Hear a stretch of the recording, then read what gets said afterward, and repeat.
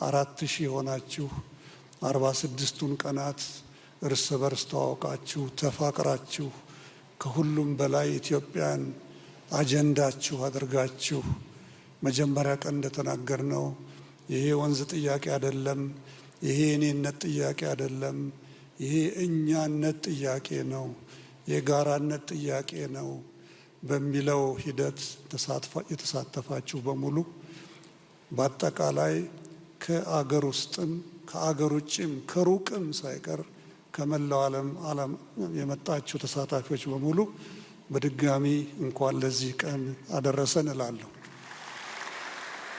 ስናስበው አሁን ማይሙት 30 ቀን 4000 ይቆያሉ የሚል ጥያቄ ነበር።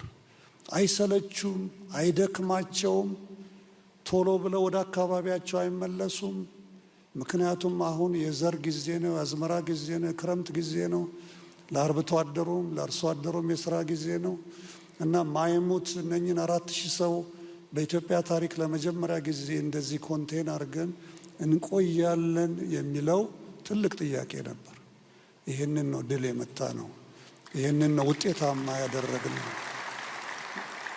ከተመካከርን፣ ከተነጋገርን፣ ከተደማመጥን ውጤት ላይ እንደምንደርስ ያየንበት ነው። ወገኖቼ ዳያሎግ ወይም ምክክር ይጀምራል እንጂ እንዲህ በማግስቱ አያልቅም።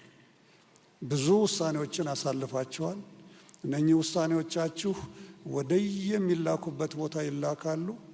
ከተወሰነ ጊዜ በኋላ እንዲያውም እናንተው ወገኖቻችን የሰጣችኋቸው አጀንዳዎች ወደየክልሎቻችሁ ሁሉ ይመጣሉ፣ ወደየሁለቱ ከተማዎች ይመጣሉ። ይሄ ማለት ለኢንተር ሪጅናል ዳያሎግ፣ ለኢንትራ ሪጅናል ዳያሎግ እርስ በርሳችን በክልላችን ውስጥ ለምናደርጋቸው ምክሮች ሁሉ ወይም ምክክሮች ሁሉ እዚህ እውቀት ይዘን ነው የምንሄደው። ከተነጋገርን ችግሮቻችን እንፈታለን። በመሳሪያ ምንጊዜም ያሸነፈ ኃይል የለም። ምንጊዜም ማሸነፍ የሚቻለው በጋራ ማሸነፍ ሲቻል ነው።